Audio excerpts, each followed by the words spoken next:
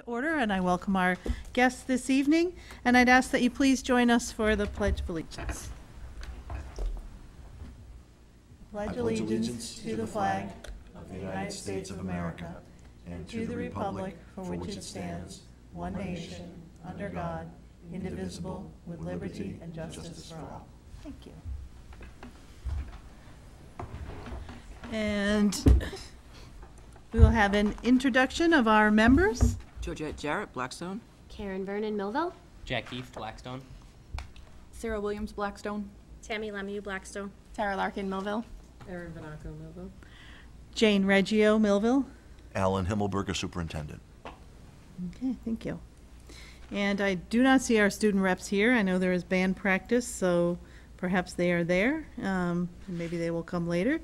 But I do believe we have a presentation today from Millville Elementary School. And so Jamie, and if you'd like to come up and join us, and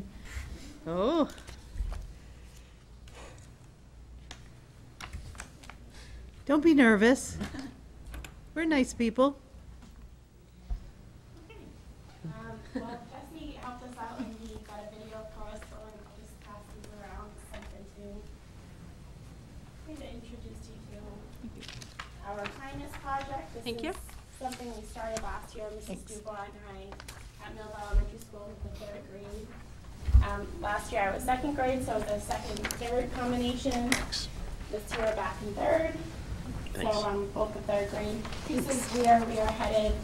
This year on the back is a picture of a bulletin board we created last year, and just all of the organizations that we either did projects for, we donated to, and just pictures of the students working in and outside of the classroom. Jesse has a video for you to watch. Today we're doing an activity where we invited Millville and Blackstone seniors to join our 2nd and 3rd grade students to play games and play card games with them, so to get the students more involved with the community and vice versa, the community in the building as well. So in the beginning of the school year, Dr. Hahi, at our first meeting, he said his theme for this year was paying it forward. So Mrs. Dubois and myself came up with some activities to go along with that theme. So we started with the students and seniors in the month of September. We made kindness rocks that are being part of a garden at the Millville Lock. In October, we did some activities with the seniors as well, and we just collected food for the food pantry in Millville to go to families in need for Millville. They're doing awesome. They're having a good time. It lets them kind of get loose a little bit. They work together. They work with other grades, 2nd and 3rd grade. You know, some of them get frustrated at times, but they learn how to have fun and overcome that. So they're having a great time. We're playing Yahtzee.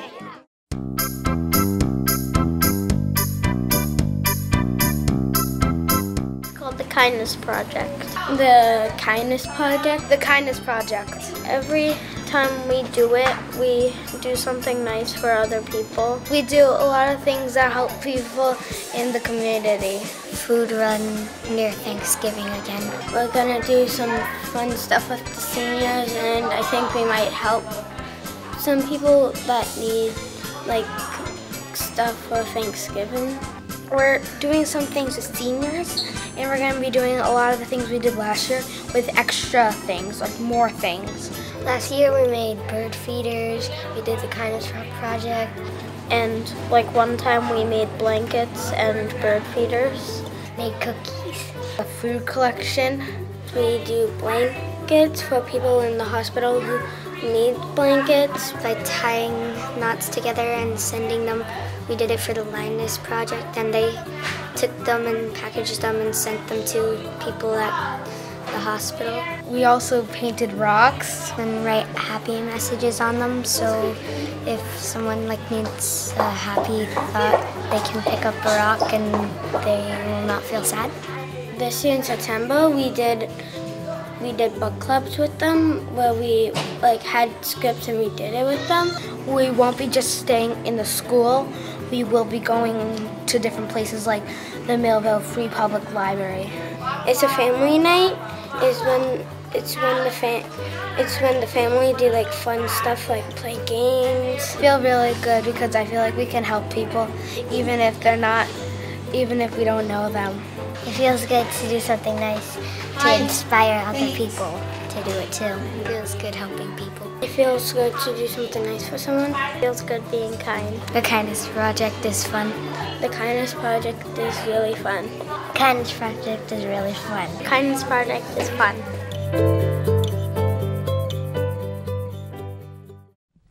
So that's our kindness project.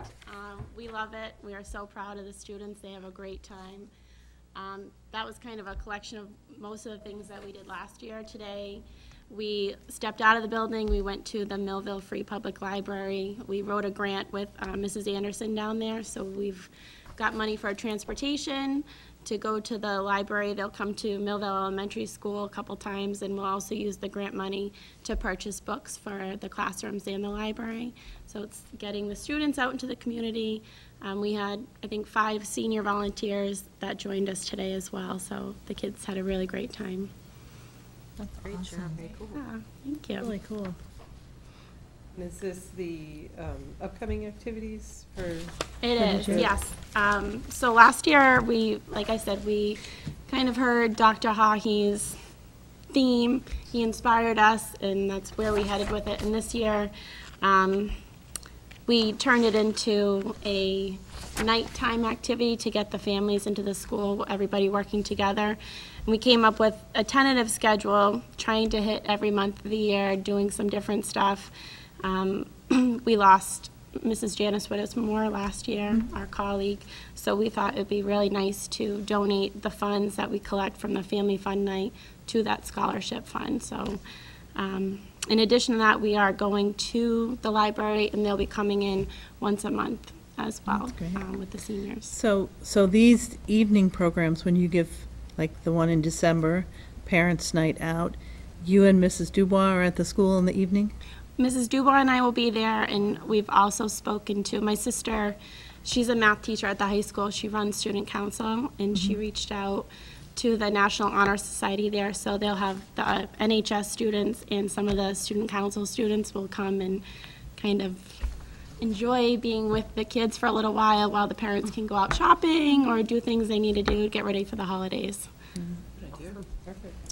Thank you. Yeah, I don't think the community realizes how much our teachers give back. I think they realize sometimes how much our students do, but I don't think they realize how much our teachers do. Oh, So thank you. It's Thanks for all sharing. about the kids, and they inspire us every day, and we're very proud of what they've done so far. So. that's great. Thank you so much. Any other Questions? questions? Liliana, thanks for coming. I know we made you nervous, but it's okay. Phil did a great job. You did a great job. And we saw you on the video a lot, so great job. You're a movie star. All right, well, thank you so much for your time. Thanks, Jamie. Thank you. Take care. I like Lucas Tanaka waiting for the Jenga to fall. Yes. So if it's all right with folks at the table, I'd like to go a little bit out of order. We have some other guests in the audience, and instead of putting them at item number 7 towards the end, I would ask that we move the elementary principals up in our agenda so that they're not spending their whole entire evening here with us. Sounds good. Sure. So I don't know if you want to introduce what they're doing, or Dave? I would ask the principals to come on up. This was an item that was asked for by the committee at a prior meeting to give us some background as to how we are implementing our STARS program from Renaissance. Thank you all for being here. Yes, thank you. Can you not read with the R's either? Oh, yeah. This is a color. Oh, I can't read. I can't see them without them, and I can't Yeah, read. okay. Oh, thank you. Oh, do we have this? You said there was some revisions. Oh, that's all right. This is Get ready the, to yeah, vote? yeah. Thank you. Yours is bigger too. That's so hard on our I hours. think they were just saying.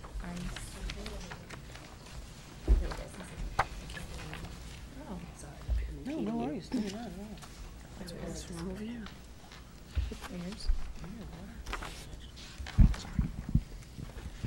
Thank you so much for having us this evening. We were asked to come to speak about STARS, STAR assessment platform provided by Renaissance. This evening, we have a very brief slide set for you. We've been working with Renaissance for quite a while now. The initial phase for our district began at the middle school 4 or 5 years ago, approximately 4, give or take. And we're now rolling that out in grades 2 through 9 in our district. This will be the second year for grades 2 through 9 to be a part of that. As we go through the presentation tonight, we'll kind of explain, not only look at how we've utilized the platform, but some of the really nice features of the platform that stand out and are of use to us as educators and also as principals. So with the slide set you have in front of you, the platform was created in the 80s, approximately 1986. Oh my God, that's like when I graduated. Oh, man. Okay, some of us are well before that, so it's okay. Yeah, that's, wow. I'm old. Anyway, so our founders set out to enable a dynamic practice through a new digital platform. This is an online platform that provides us with the ability to assess students and what they know and can do in math, reading in particular. There's also a second language learner component that is also available. The expectation is to accelerate learning for all children and adults of all ability levels and ethnic and social backgrounds worldwide. STARS 360 is sort of like the advanced platform. It establishes valid, reliable, and actionable data. There are interim assessments at the beginning of each school year we utilize in reading, math, early literacy, and formative assessment in STAR Custom to establish baseline data. So we are quite literally right now in the process of this week finishing our initial assessments in the elementary schools for our students in grades 2 through 5. The STAR reading, math, again you see Spanish and custom. Our priority right now is really in reading and math, getting those tests completed, and it's happening literally in real time right now. The expectation is that the data is valid, actionable, and able to provide us with targeted instruction moving forward. It is an easy-to-navigate software platform providing relevant resources to guide instruction and ways to help you track and guide student growth. That's really the underpinnings of what this software is designed to do for the teachers in the classrooms. And I'm trying to keep it as simplistic as possible because honestly some of the things that they talk about in data can get a little verbose and over the top, and so if there's anything that I say that you'd like me to clarify, please don't hesitate to let me know. We're very grateful to Renaissance for working with us in partnership to put this on for you this evening in terms of the slide set that you're looking at. So what's the purpose of assessment and what are we looking to do with this assessment? In the initial stages, we work to screen our students and establish baseline data in math and reading. We want to know where they are and what they can do in their math skills and in reading. As we move throughout the year, we progress monitor and use it to plan for instruction.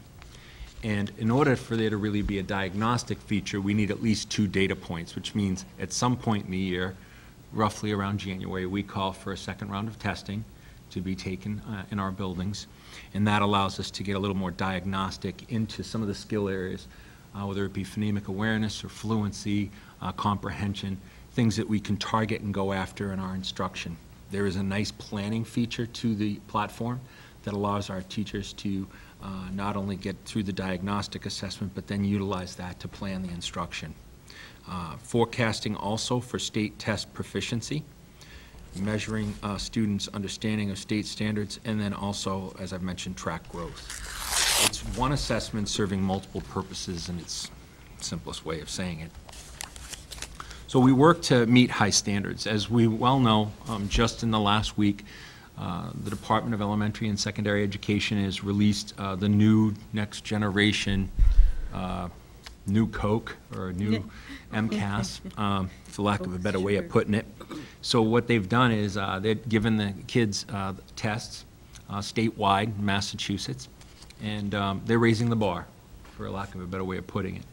So that's something that this platform allows us to tailor, and I can talk to that in a minute.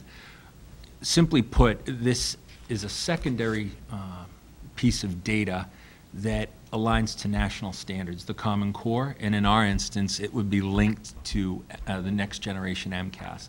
The company, in my conversations with them, is not able to align and kind of reestablish the benchmarks and the markers for the standards until they get the data and the testing. So much like yourself, parents at home who are going to be getting these reports literally in a matter of days regarding how your son or daughter did on the statewide assessment, MCAS, the new Coke.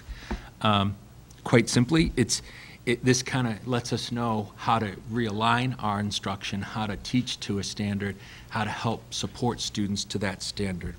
These assessments are approximately 20 minutes in length. While short, Renaissance takes a lot of pride in not sacrificing any aspect of reliability and making the assessment fast and easy to administer, as seen by the review on the slide. So as this slide here talks about meeting high standards, anything that goes to 0.7, and again, I'm trying to do this quickly and in a very simple way, but if you're at 0.7 reliability on the scale, that's good. A 0.8 is really good. Anything above 0.85, that's like exemplary. And what this platform constantly is looking to do with regard to national Common Core standards, or in our instance, it'll be our new curriculum framework expectations in ELA and math. They're going to work to internally test, retest, and establish validity and reliability throughout. And in their measures in STAR reading, STAR math, and early literacy, they've come across, thanks to the National Center for the Response to Intervention and the National Center of Intensive Intervention, been able to establish correlations that come in at 0.95, 0.91, 0.92, 0.86, and 0.95, 0.91. Again, these are really exemplary set of expectations that the software platform provides for us. Why is it important? The teacher in the classroom right now utilizes local assessments to align to the curriculum that they're teaching. So they may create their own test, their own quiz, or they may take something from the Envision's math program and then utilize that assessment. This is set to, again, a new set of standards. So as Massachusetts is raising the bar and raising the expectations for our children, this platform gives us that measure to do the same thing and let us know as educators how to get them there and how to help get them there. Questions so far? As I mentioned, this tool is really important for our teachers, our faculty, our staff in all grades 2 through 9 right now here at Blackstone Millville, because it's allowing us to forecast next generation outcomes with confidence. We are really seeing a great deal of payout, or dividends being paid forward with regard to, quite simply, our teachers having time to play with the software, work with the children, get them playing with the software and utilizing it. And the more comfortable the adults have been, the more comfortable the children have been. And as a result, as I mentioned earlier, linking the studies for the next generation MCAS, once they're completed, will provide correlation data for Massachusetts. STARS thus far, as it relates to last year, you'll see in this slide right here,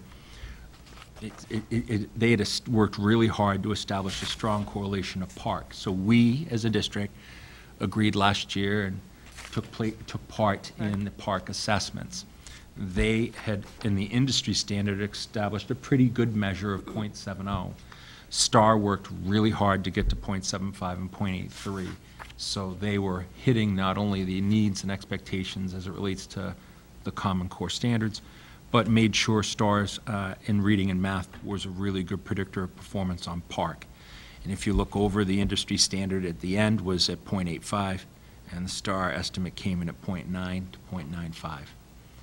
So they really work hard to make sure they're supporting us in the field with user-friendly data that we can use as educators to let that drive instruction in the classroom for the children.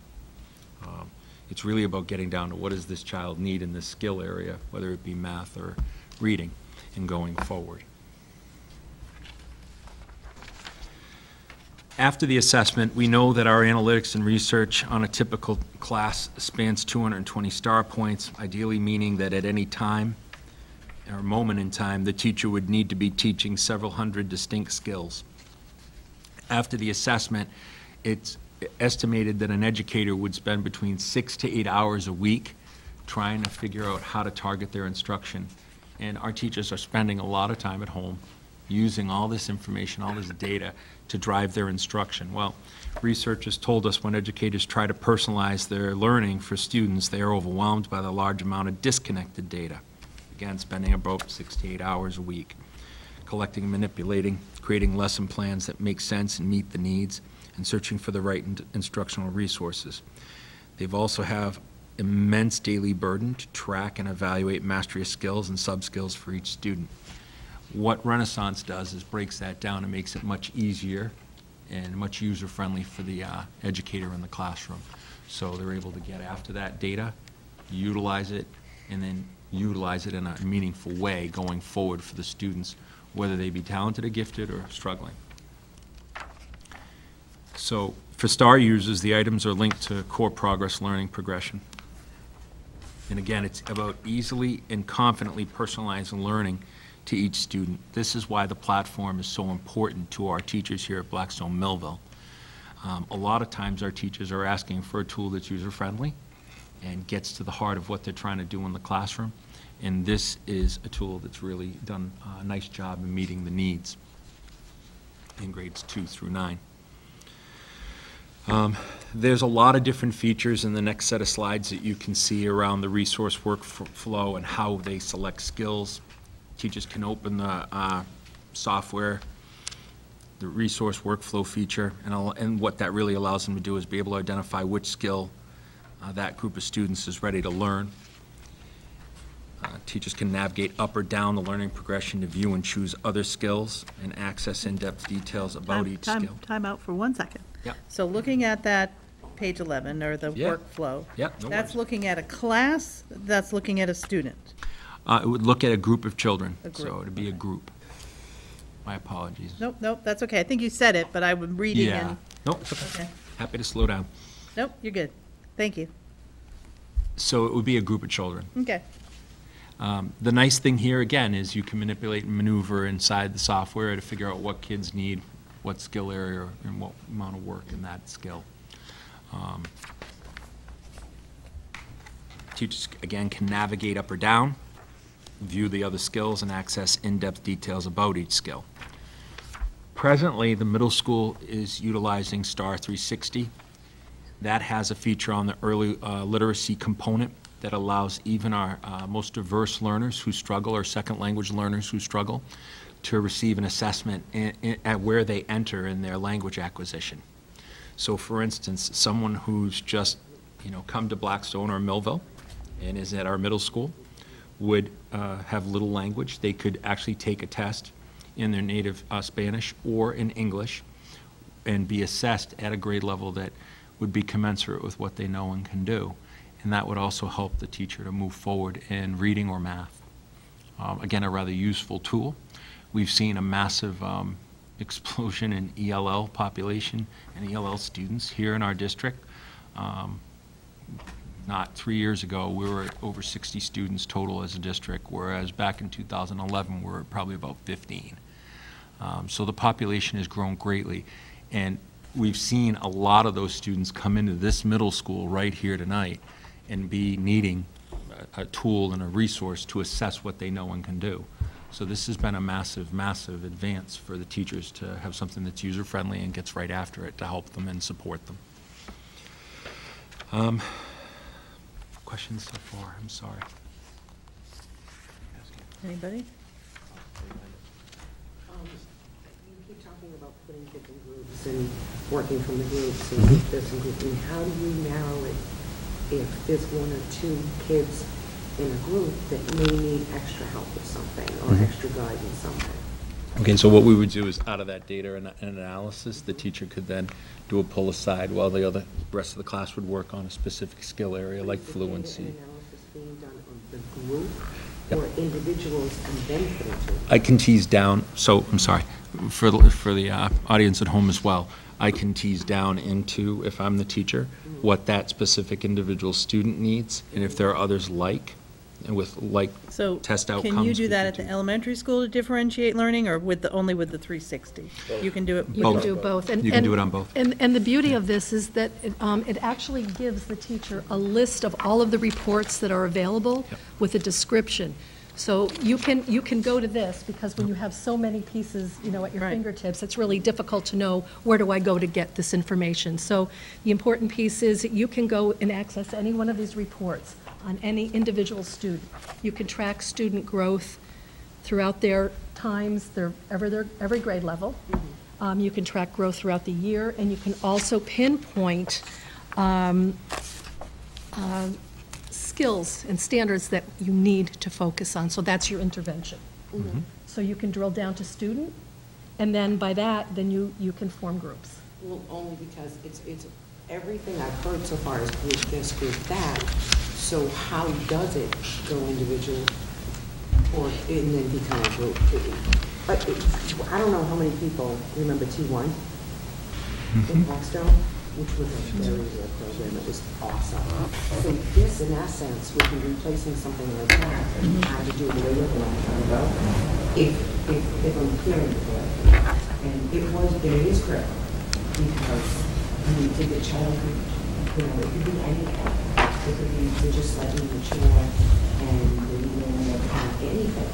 It's not always just about learning that gets them to where they need to be. Right. So to hear something like this is a positive, because things like those programs that we have to do away with because of budget cuts and stuff like that, this can really fine tune that and put something that value back in schools. That's awesome. Yeah, and you can drill pretty deeply for each of your students. Yeah, absolutely. And the beauty of this also is that we are assessing throughout the year. So when we take a look at MCAS, that's a snapshot in time. And don't forget, we don't get those results until the following year, and those children have moved on. So we are in real time, we are assessing these students, and we can identify their needs. Yeah, yeah. And we can, since it's the same system, we can move the data from an elementary school to a middle school to a high school. Yes. We can string it Yes. along from second So they grade on. So you can see the progression, you can see the annual progression for students. Great. It is great, yeah. One of the other nice features, if you go to page 14 in the packet, one of the nice features that also comes out in the resource workflow is they can pick the different resources that would target the skill.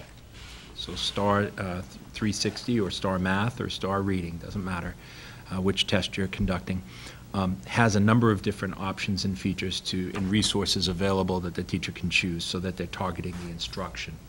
The important piece here also that is a nice connection to us as a district is you've heard Mr. Bozon speak about the fact we're a Google district and that our district is Google-fied. I don't say that as well as he does, but he's got a more eloquent way of speaking. But the new Google Suite platform, Renaissance allows us to migrate the data from Renaissance into Google Classroom. So it can then be utilized in the Google Classroom software for the teachers, like Mrs. Carpentier and her students. And she's always using Google Classroom. So for her, it's a nice resource that has a nice connection and a link that, is proving rather impressive. But again, as the teachers are learning it, this is the second year. Last year, we had a 6-hour hands-on workshop on site here at the middle school with a few Zoom meetings or conference calls with the vendor. This year, they're providing us with about 5 conference calls, webinars, type trainings for our faculty in grades 2 through 9. And we've already participated administratively in some refresher courses to start our year so that we can set the classroom data up and make sure it's user-friendly and ready to go for the kids when they got here, as well as for the adults teaching. So they've been really an excellent partner in providing us with professional development that is ongoing and moving. And like you said, in real time.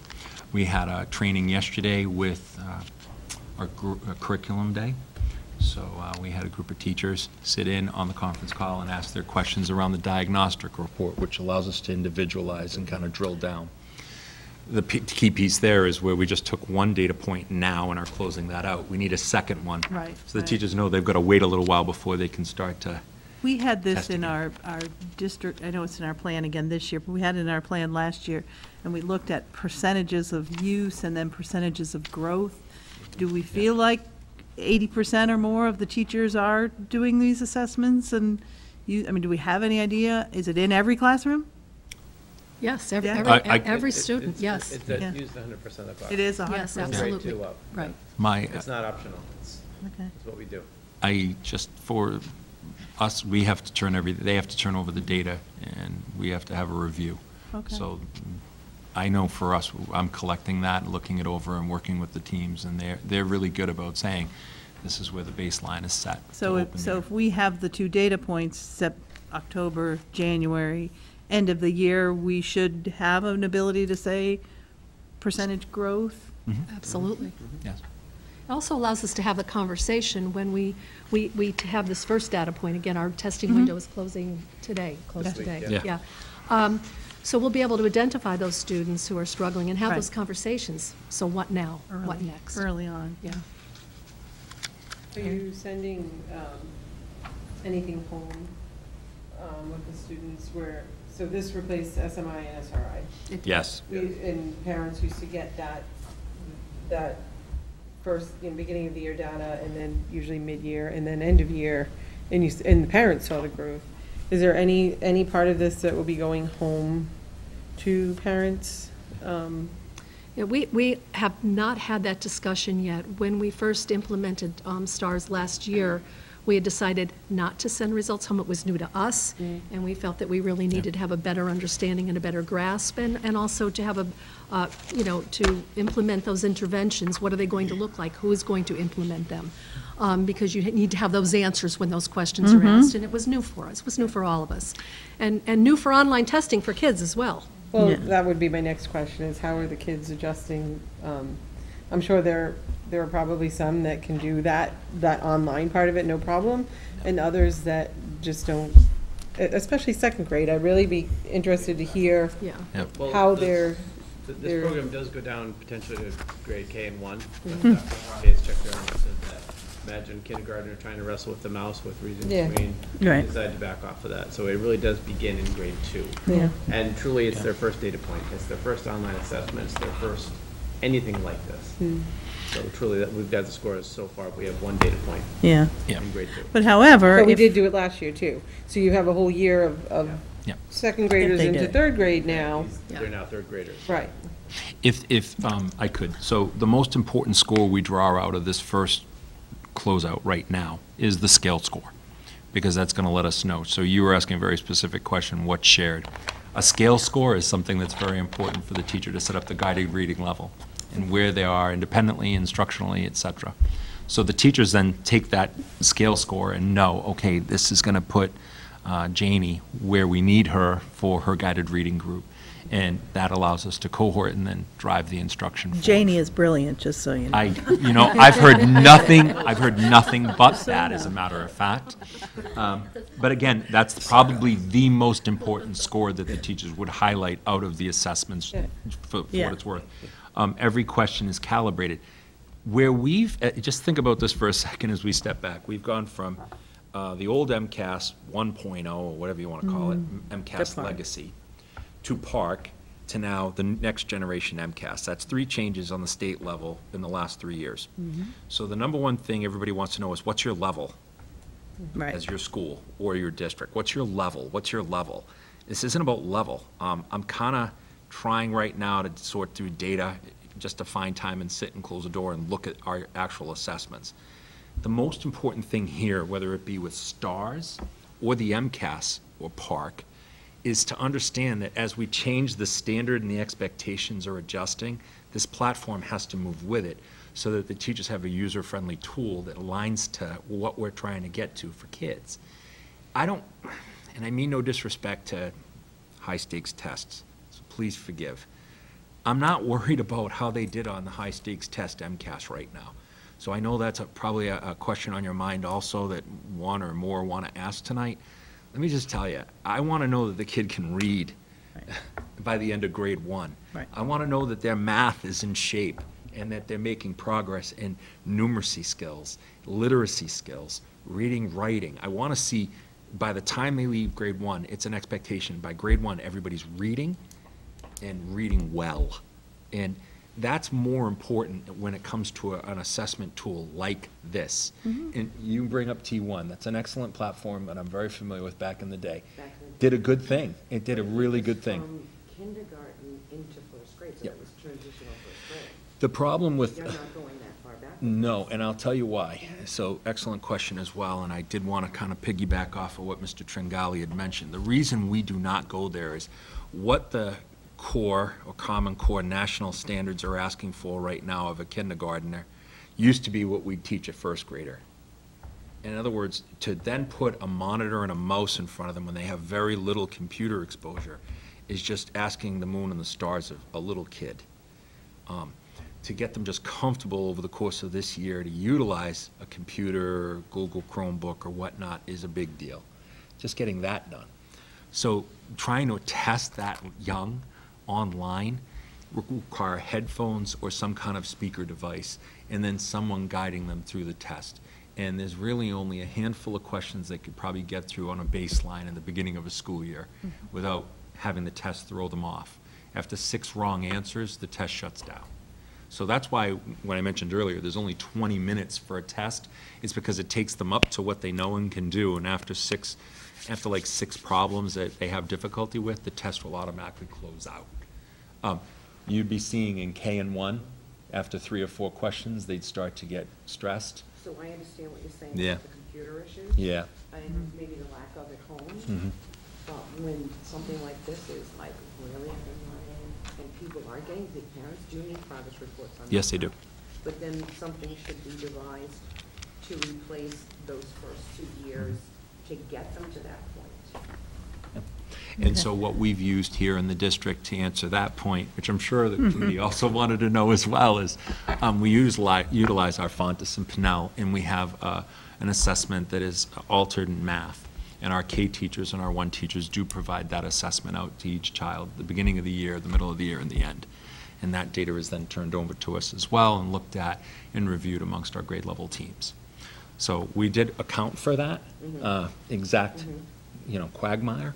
And while the early literacy component is available, it's really more appropriate once a child has some computer skills and some computer literacy underneath them. And grade 2 is really where they're starting to become exposed to technology in a meaningful way. In terms of student mastery, that was the point of what I was trying to drive at. Right now, it's about getting the mastery for the student. It's not about the rating or what they come in out on the test. And I know that's not what everybody wants to hear, but I've had conversations with amongst us and others. You know, in 1998, they hadn't given MCAS, and the first test scores came out, and they were horrid. So now they recalibrate the test right now, and we're going to see the same thing again. About half of the Commonwealth did really well, and the other half, what about them? So it's about recalibrating the expectation, and that bar has gone up. This software platform, after talking to the vendor today, she was very clear. She said, Paul, we'll be working on this and getting this done for you. I'm very proud of the fact I was given the responsibility of being asked to take point on working with Renaissance. The dialogue and communication and the partnership has been outstanding. There's a lot of things, I still learn something new every day. Locking a monitor, because, you know, Carol's taking a test, and this is Carol's test on the computer. Well, if Steve jumped in Carol's seat and tried to take it, and I find out, you know, the test will lock, well, I'm the only one that can unlock it, so I need to make sure Carol's taking Carol's test, Steve's taking Steve's test, and then I'm the one at the console that sets that up and lets that go as the test administrator, much like you'd see with MCAS. So there's a lot of things that kind of mirror the testing that the state is expecting, and that's another thing that I would emphasize is important. Getting to mastery, though, as a person and professional, I find that to be the most important part for our students. Get them to master their reading, master their writing, master their math. And in the high school years, our colleague, Mr. Dudek, has been rather impassioned about talking about problem-solving, critical thinking, and being really fast on your feet with your problem-solving skills. And so that just scaffolds and builds up in time, for lack of a better way of putting it. And I don't want to steal his thunder. He does a much better job, and has a little more impassioned than I am when he talks about the high school years. So it's the final part I wanted to highlight. The middle school right now has the advantage of Renaissance 360. The district is utilizing it all facets of grades 2 through 9 in math and reading, as well as Spanish. But they have partner companies, curriculum companies that also are national companies, and they're establishing a project called Flow 360. And Flow 360 is being introduced at this time as the latest innovation by the company Renaissance, so that it's designed to make assessment-driven, personalized learning a more realistic and reality-based experience for not only children and students, but it seamlessly connects the best in-class assessment, planning, instruction, and practice all in one place. This is kind of where the company is going. We're not there. Mm-hmm. So for lack of a better way of putting it, if you asked us, we're just starting out as a district in our second year and getting our feet under us and getting moving and doing okay. This is kind of for the more advanced user and somebody who's had a lot of skill and time with the platform, for lack of a better way of putting it. So as you look at the packet, that's kind of what they're putting out, is that little picture and an explanation. The simplest way to put it is it's like the high-end product. It's an open, dynamic ecosystem of resources with multiple partners, all connected by learning progressions. That's what the slide says. Let me just tell you now. It's pulling in 9 to probably 19 companies, Wow. all across the board, to partner in and create learning experiences and curriculum that's tying into their assessment. So the curriculum, instruction, and assessment will eventually all be kind of warehoused in one place with Renaissance. And if you go to the last page, page 19, I did ask Ms.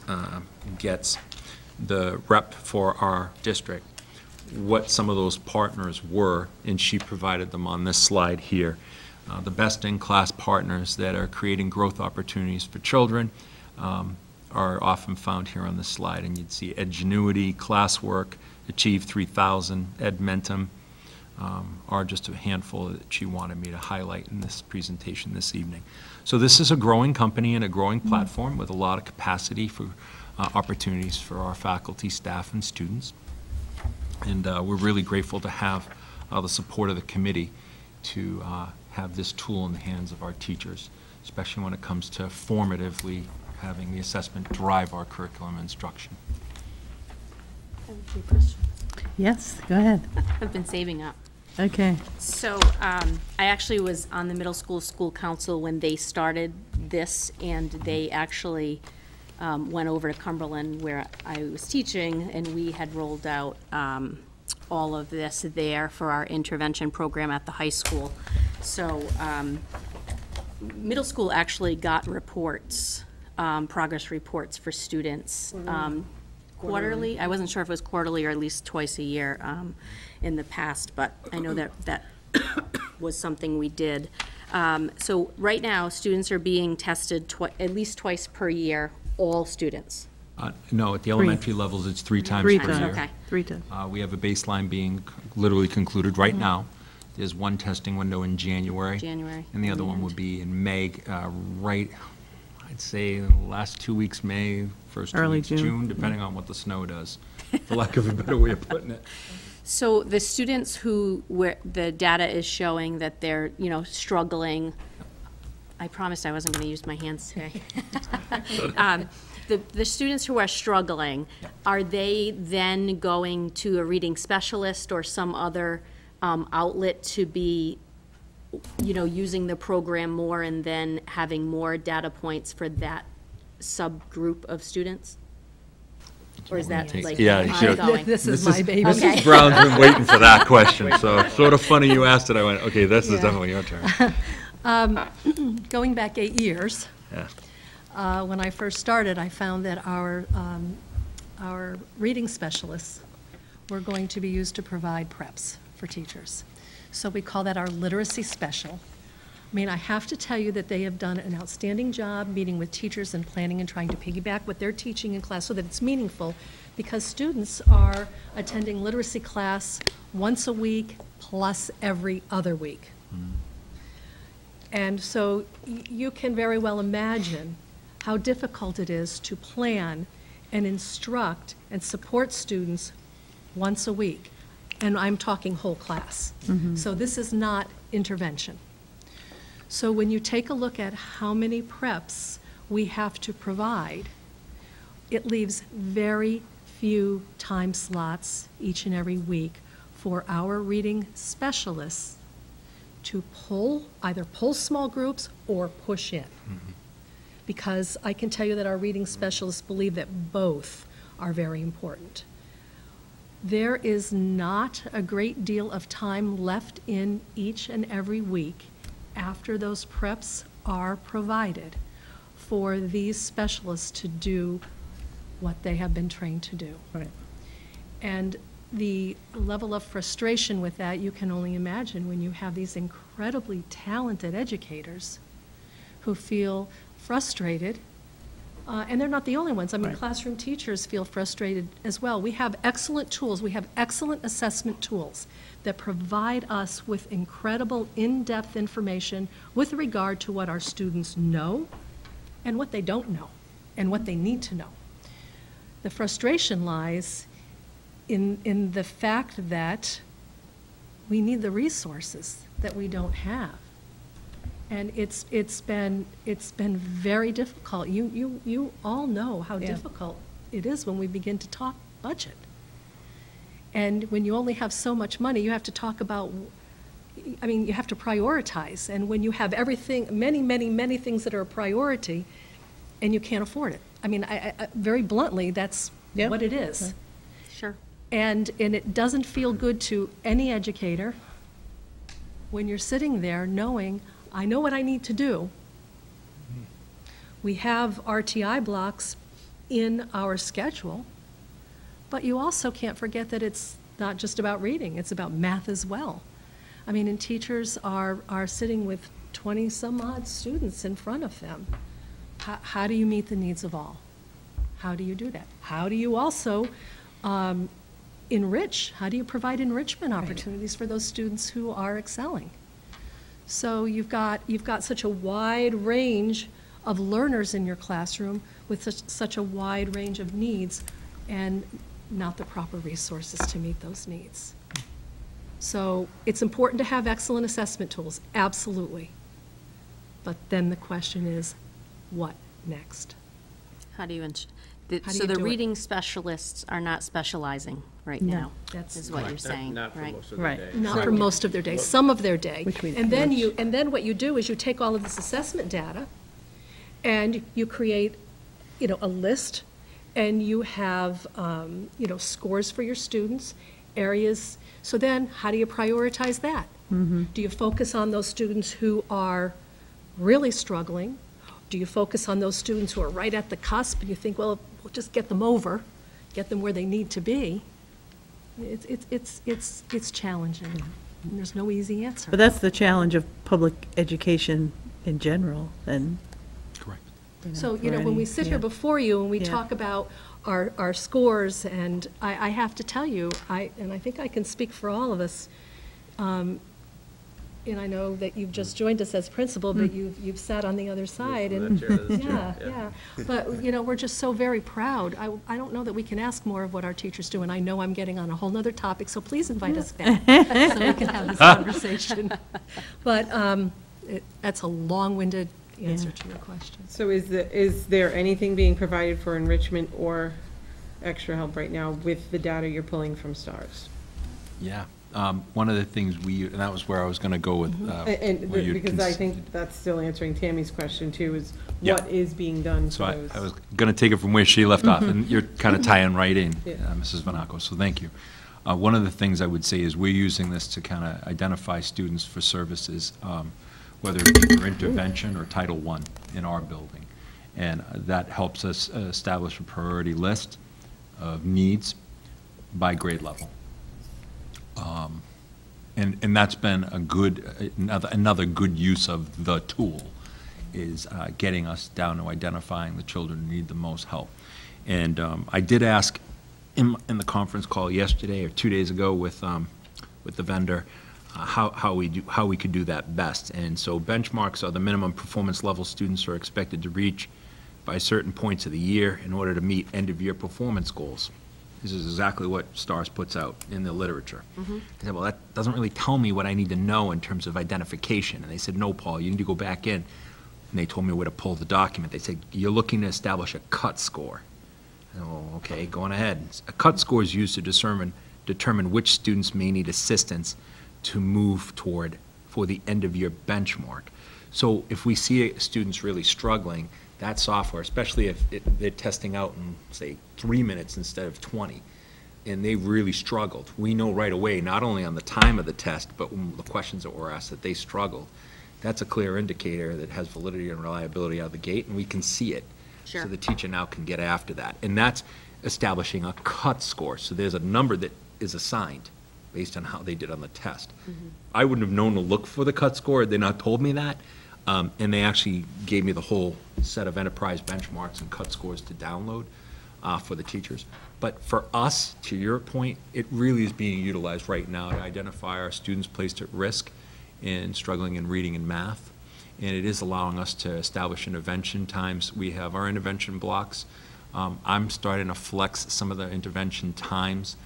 In our schedule, it says 11:15 or 11:45, but if a teacher wants to go 10 minutes early and end 10 minutes early, I'm not going to worry too much about that. It's that they're providing intervention and enrichment as appropriate and when needed. In the RTI block. In that RTI window, correct. But that's class-wide. That's class-wide. Now, they can do some pull-aside. We extend out our specialists and other providers and other teachers in the building. So it's usually trying to tag team and utilize the resource that's available to us. To Mrs. Brown's point, I want to echo something she's saying, and it's not, I'm saying this on behalf of all that I've come in contact with. The human resource component is where we are needing a little help. And when we come back to budget conversation, I want our reading specialist to be utilized as a reading specialist. This will be my 3rd year coming before you to make that proposal. I know Mrs. Brown has made it more times than me. So let me take that one from you, because I kind of feel like if you say it again, you might get, kind of disappointed. But at 3 years, this will be my 3rd year proposing a reading specialist be full-time for this kind of addressing of things that are needed for us to continue our pattern of growth and development as a district. And again, I'm not worried about the score or whatever the number is on MCAS. I really am not. I want to know our kids are reading and they're writing and they're performing well when it comes to math. That, for us, as an elementary team, is very, very important. And if I had Mrs. Allard here tonight, she'd probably be saying thank you, or she'd be throwing something at the back of my head, because this is her passion. She loves this, just like Mrs. Torvey and others over in Blackstone. They live for this, and they want to, take this the next step, but the schedule doesn't allow for it because we don't have enough Resources. And I'm talking about a human resource. Right. So that's something I would echo. When I first came, from that chair to this chair, I looked at the schedule and said, great, we have reading specialists. And I looked at it, well, what's their schedule though? Again, they're providing preps a good percentage of their day. So we can identify the student needs, but we don't have the manpower to then implement all the things that we would like to do. It's been pointed out for us. That problem is taken away from us now. Now we need the manpower. How can we handle these kids? And yeah, the resource, the reading teachers providing prep's a good part of the day. But we're using every other specialist we can, but that's not really their expertise. We're doing the best we can with them. Sure. But we just need So in a school system that has no resource limitation, which we clearly know we are not, but then who handles a prep traditionally? So in other words, you have reading specialists, we just can't use them that way. So if we could use them that way, what type of a person or what would fill that? Yeah. What would fill that? May I? Please. So for us, and I'll speak for MES, I would love to have the PE teacher full-time in our building to pick up the blocks of the reading specialist who's now covering specials, So the reading specialist can be the specialist and provide reading support and reading services. And the PE teacher provides extra movement to the children who, believe it or not, in the elementary years really need to move. That's my assessment after talking to Mr. Eisenberg and others in our building.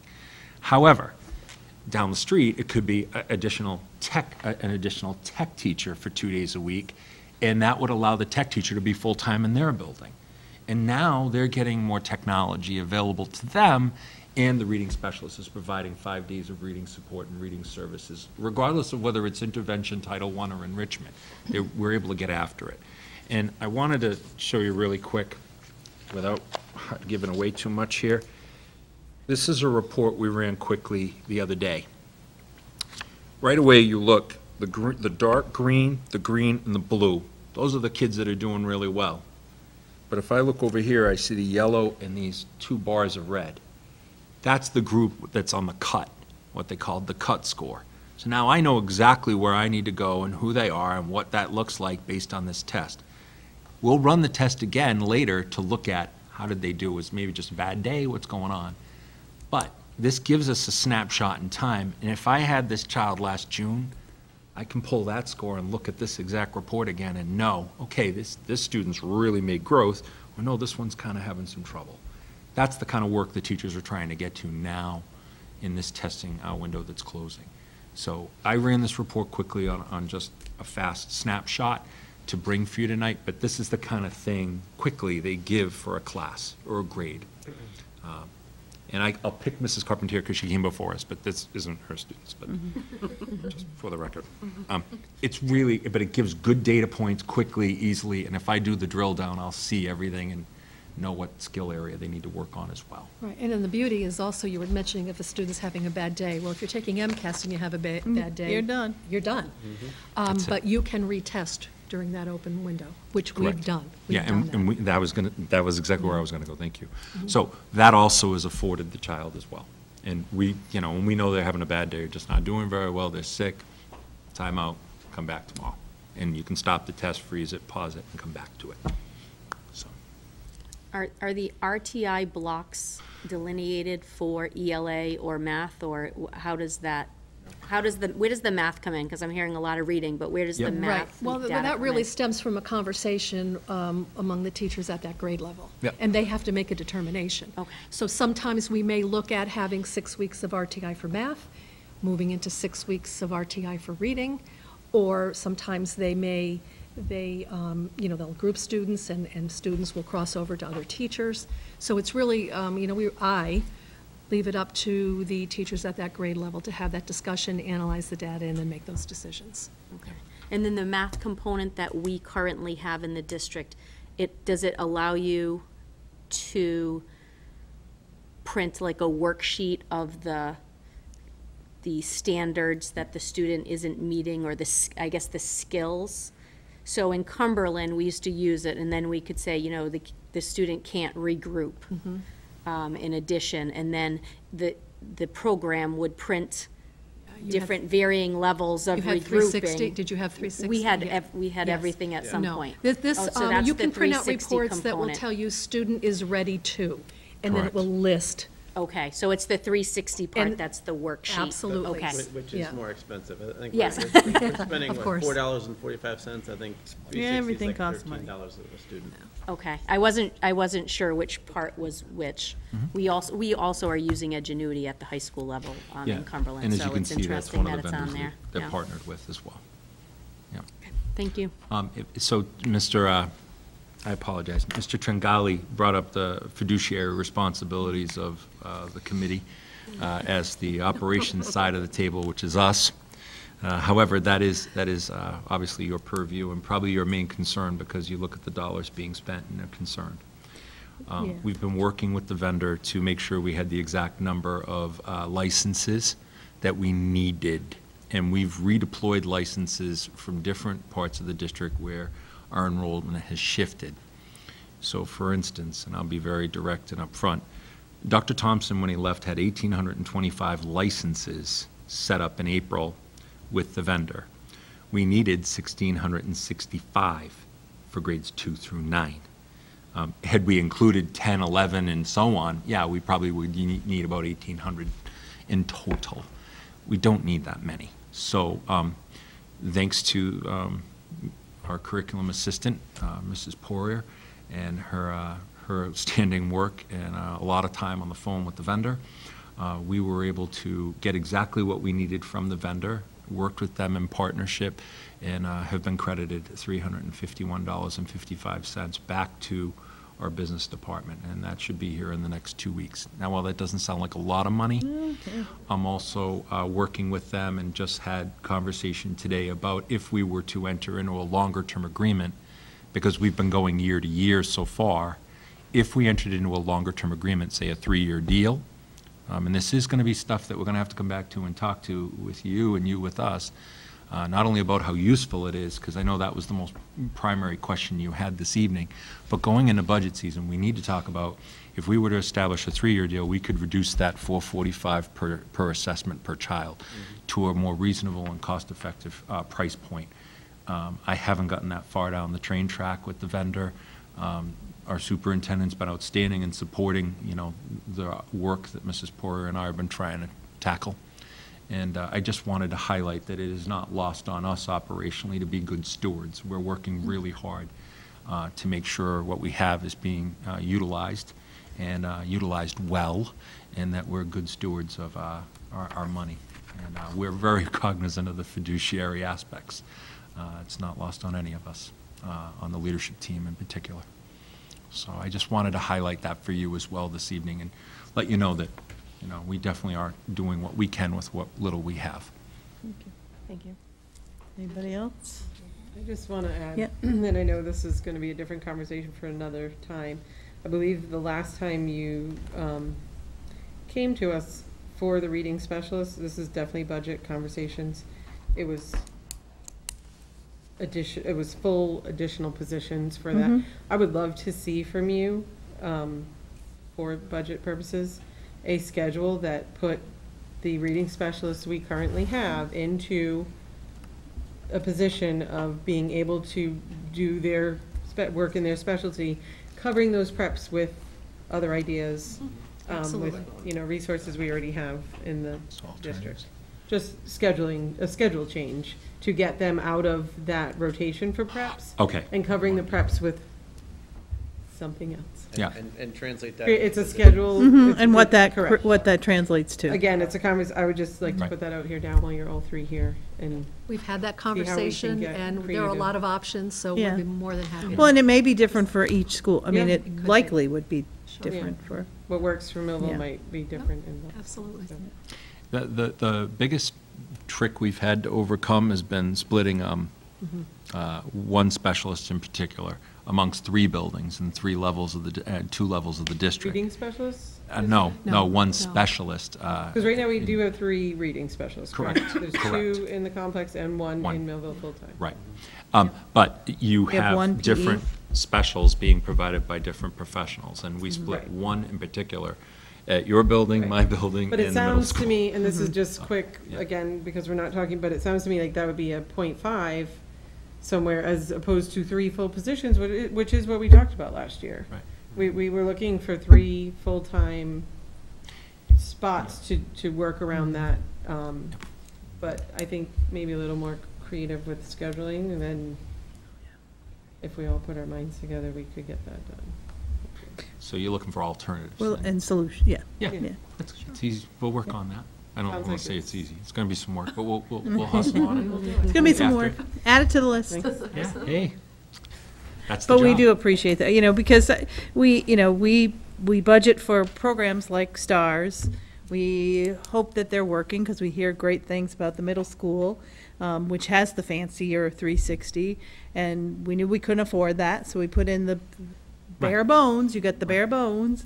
But if it wasn't being utilized, then, you know, there's a frustration at this level of, did we need the bare bones? So it's really great to hear that it's 100% of the teachers using it. Yeah. And I would like to invite you back, not only for budget questions surrounding that, you know, do we need to go to 360 in the elementary schools? What more does that provide? But also, you know, what are some of the results of this? What have they, you know, by test 3, you know, what does this look like now? Yeah. I would echo, however, earlier, the one comment is giving the professionals the time to play with the platform. Yeah, The more time absolutely. they have to work with it. And I'm very sensitive to the fact, the middle school's got a couple of years on us. Exactly. They got to jump Exactly. on us by a couple of years. Yeah. So for the fact we're in year 2, we're doing well. I'm not going to tell you we're all stars, but we're doing well. The middle school's got us by a couple of years. So to say that we're ready for 360 and all the bells and additional features, I can't say that to you with confidence. I Well, think it's the more the October, faculty. we'll wait till May. Yeah, but with the adults working with the software and the platform appropriately, I think it's worth talking about as we move forward. And I appreciate you bringing that up and bringing it forward at this time. I think one of the questions as we talk about the 360 also is how much 360 do we need? Do we, when you think about it and you're thinking about individual license fees, as you're rolling this out and you're playing with it and you're getting your data, do you really need 360 for the whole student body, or is that level what you would use for your reds and yellows? Saves a ton of money if you're not using it, or do you use it also for that dark blue to skyrocket that group as well? But I don't know that you need 360. I would be interested to know if at the end of this year, do you think 360 is useful for everyone? Right. Because I think that component aligns itself with certain groups of your chart. Is that what they do in Cumberland? How do they play it out? We originally used it for the reds and yellows, and then we had, originally we used a VHS for some of the higher end enrichment, and then we've switched to Edgenuity for that enrichment piece. If there's, in terms of the general ed curriculum right now, those types of curriculum platforms and services are where we need to strengthen ourselves globally across the district. Yeah. Not just elementary, I'm talking up and down the Sure. district. We have to have more platforms and offerings available to our faculties and staff, to get our performance where we want to see it globally, whether it be you as a committee or us as the leadership team or the faculty and staff. I think that's paramount where we have to go.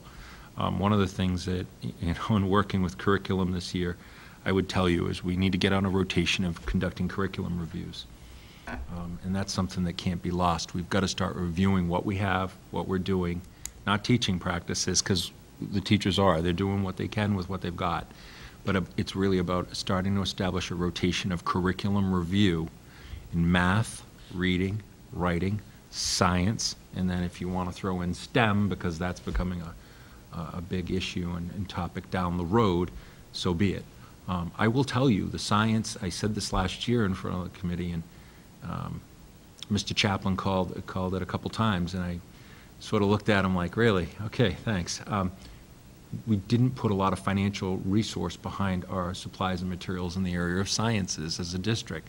Our scores reflect that. We've put everything we have behind ELA and math, and our scores will reflect that. Now, that's not to take away from the children. That's not their fault. It isn't. That's an adult problem, and that's something we have to tackle going forward, because the adults, and particularly the faculty and staff, are doing what they can with what they have. And I echo what Mrs. Brown and Mr. Tringali and others have said before the committee in the past. They do yeoman's work and do great, great work. They just need the tools to do that job. And in the area of general ed, this is an area we can do better, but it requires us to establish a curriculum review and a rotation of curriculum to review. But there's also a keen understanding that not only do we need to educate the students in the school system, but the people in our communities. Because I think when you say things like the platforms that are available, if I'm a parent watching that if I'm a teacher in a school system, I get what you're talking about. If I'm a parent who goes to a town meeting and says, you've got a teacher in the classroom, what more do you need? Right. I would echo, we have to bridge there. If I may, I would echo that. My retort to that would be, great, you have a carpenter who's ready to build you a deck with no wooden tools. Right. It's not going to happen. You're not going to get your deck built. Right. I'm very happy we have the carpenter available to build. Great that he's with us. That's beautiful. Unfortunately, we didn't give him a tool belt, we didn't give him tools, and we didn't give him the wood he needed to build the deck. But I think we have to start using that terminology. Correct. Because I think people will get that versus the terminology of these, your last page and these, what do they bring forth? Or this curriculum review, well, we just got new math books, why do we need, Right. what are the basic standards that people will understand and the resources to meet those? Because we have a shortfall of explaining our budget and our needs. And I think I said to you all and the group that was there last year, the passion that our teachers have, the passion that you all have, we have to find a way to then spread to the community. And we have a gap there. We're not quite good at our job of making people understand. I do think tonight is a great example I think it's of great, that. exactly. I mean, I think that seeing this and having it out there, then they can do some background research and say, oh, that's what, but I think we have to continue to bring these kinds of things forward so they can, people in the towns can associate, they want to see a line item number. Right. And then, knowing that this is what is connected, I think helps. And how it works. Helps Yep. that vote go the way we want. Thank you. Well, thank you. Thank you very much for joining us and Appreciate you having us. sharing the information we've been waiting to hear about, so thank you. Thank you. Thank you. Okay. Go back into our regular agenda and the school committee. At this time, I think most of the school community is aware, and certainly the school, the town officials, but I would like to officially announce that our superintendent has announced his retirement effective September 1st of 2018. So at the end of this academic year with some summer to train, he's decided that it's the time in his life to take the next step. And I wish that I could join you at that stage of my life, but there's still those jobs that I have to do. But you're much younger than I am. Yeah, so- not much. But I certainly, on behalf of the committee, we accept that retirement announcement. We wish you well. I do sincerely believe, I said it in the evaluation process, I will say it again, that we are a better district having had you here. Well, thank you. So, thank you for your time and your service, and I know that you will work diligently with us to. It's a great district with great families and great students and great staff and administrators. Really is. And we have work to do. That work will not end. Mr. Himmelberger has committed to seeing us through several of the processes that we're doing, including some of the curriculum development and certainly the 3-year budget plan. So we look forward to the college dissertation. Thank you. Anybody want to? Okay. And because of that announcement, that will take us into a search process for a new superintendent. The committee has had some workshops in that regard, looking at the options that are available to us, and we will continue that, and we hope that by the next meeting on the 9th, we will be able to have some definitive plans, a timeline to vote on, and a process by which to share with the public to encourage the communication and dialogue and an opportunity for input into the process by both the school community and the two towns that we represent. So we will expect much more on that, but we will be starting the search process. It's a great time. Mr. Himmelberger's timing really is good for us in terms of search processes and getting someone on board to be able to start. So. Anything else? Okay, public forum.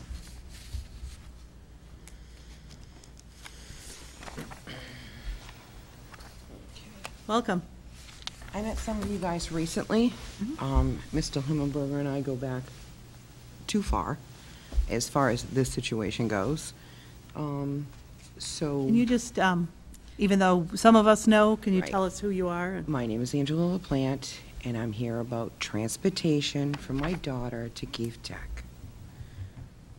After, on May 5th, when Mia was accepted, I went straight to Mr. Himmelberger and said, okay, yay, let's talk, transportation. He proceeded to send me downtown to Mr. Keyes. So from May 5th to now, my daughter is still not being transported by anything or anyone who's been hired by this town. I'm running out of time and money. I was just given a 3-week notice by my sister based on her needs, and she is a special needs child and has been driving my daughter to and from school.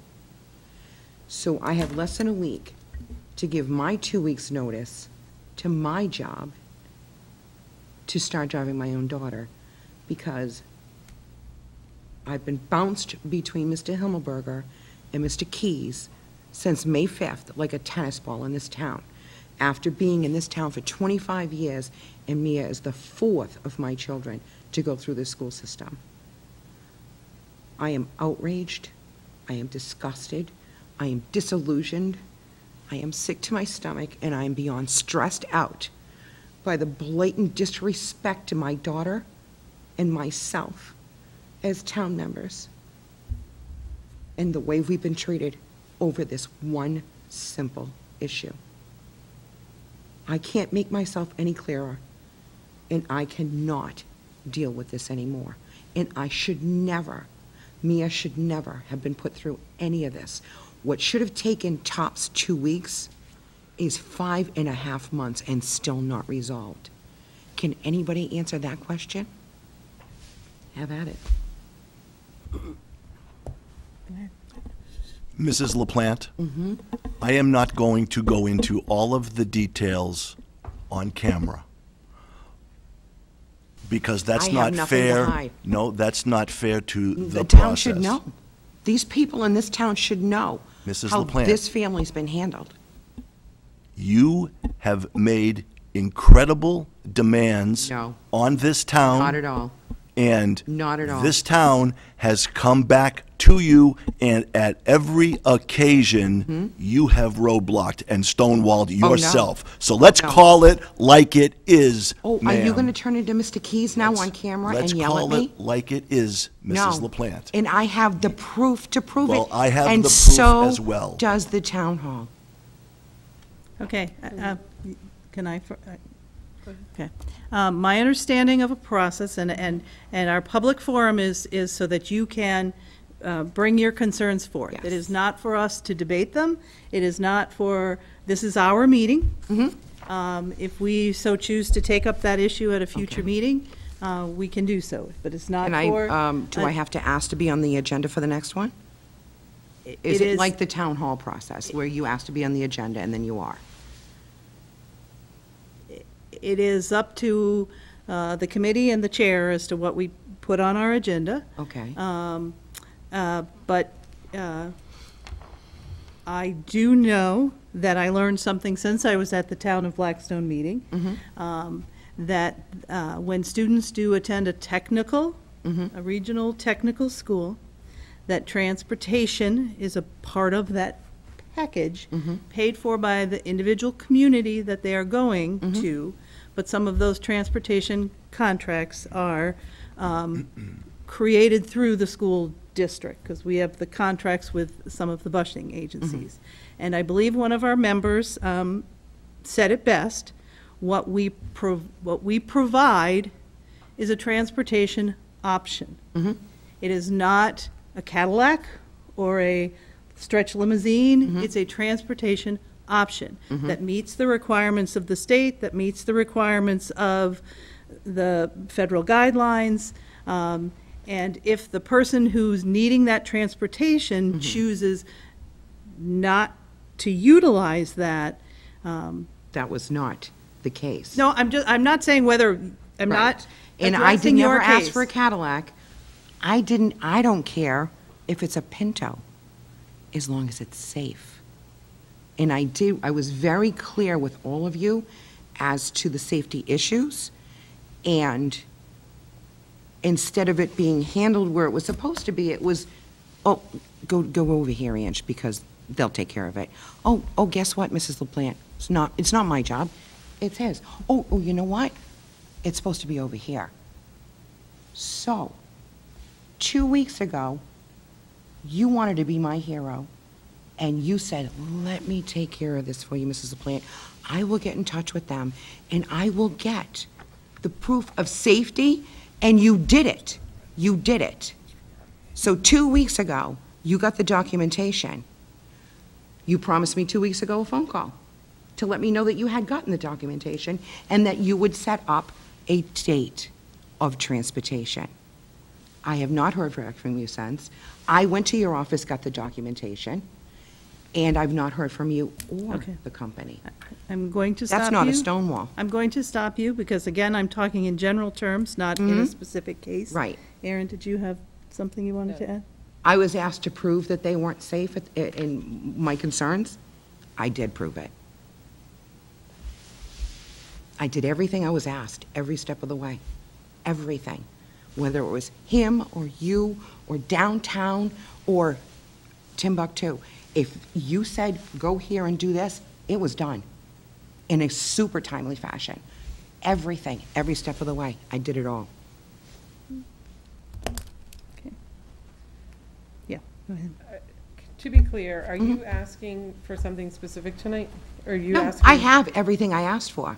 Okay. 2 weeks ago. But yet, no calls, no setup, no nothing. So you're looking for transportation to and from Keefe Tech for your daughter? And you have that now, or you don't have that now? No, still nothing. The latest is that the town was billed for it, but voted to wait to pay the bill until the transportation was enacted. So all we're waiting for is the actual. Somebody do their job and say, okay, I will call them and someone will get in touch with you and let you know when. So if this was Tri-County or Norfolk Aggie, it would have been done as soon as she got accepted. I even hit stumbling blocks getting it okayed for her to apply at Keefe Tech. That was done, okay, whatever, it's over. She got accepted, and she's still not being driven. So the bottom line is, as of October 26th, your child, this is what your coming public forum, your child does not have transportation or does not have acceptable transportation to you? Does not have, it does not have transportation. I was shown 2 weeks ago a signed contract and given documentation that was necessary. And as it turns out, I worked with the driver. I know she's a good, clean person as far as lifestyle goes, and my daughter will be safe in that vehicle.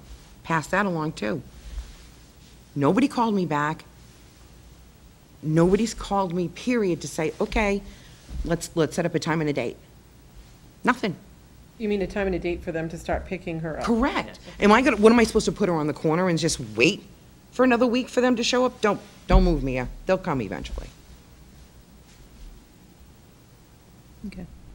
So I've done everything I was asked to do, told to do, bullied into doing, whatever the case may be. Okay. Believe we have heard your concern, and I thank you for your time. Thank you.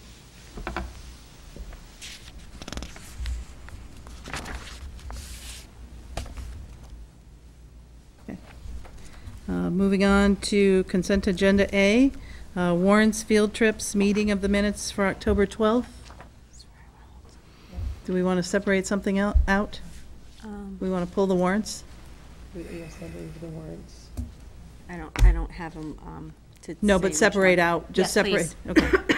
We'll just separate them, and then we can talk about them individually. Oh, All right. just all of the So if warrants together. somebody, Okay, yeah, sorry. if somebody would like to move the field trip and Minutes. minutes of the October 12th meeting? So moved. Moved by Aaron, is there a second? second by Jack, to move the field trip and the minutes of the October 12th meeting. Any discussion? All those, Oh, sorry. I just want to say I'm excited that they're visiting UTI. I think that's very where cool. we need to go. I agree. We need to move I agree. in that direction. All those in favor? Aye. Aye. Opposed?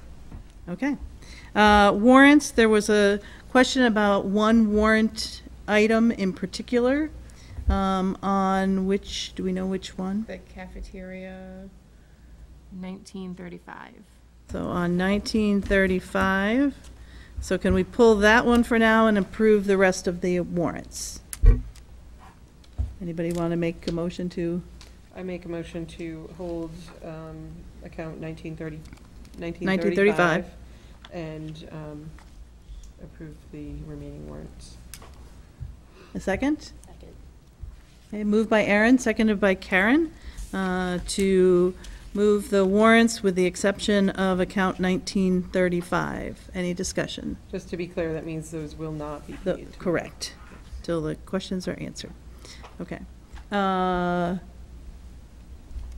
those in favor? Aye. Opposed? Okay. So now 1935. How can we have to do it as one? Or can we separate out the, You can separate items out. they've You can questioned. pull out the ones that you don't want. okay. So do we want to do So that? we don't hold up everything else. Yeah. Do we just need a total? Yeah, not the individual names. Can we yeah. come back to it, because I only found, Yeah. for example, 3 and Tara found 5, so. Okay. So we Okay. we'll go through them. So, yes, we'll come back to that. Report of the superintendent.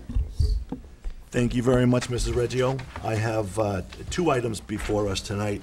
I'm going to take the BICO amendment because I believe that's fairly quick and straightforward.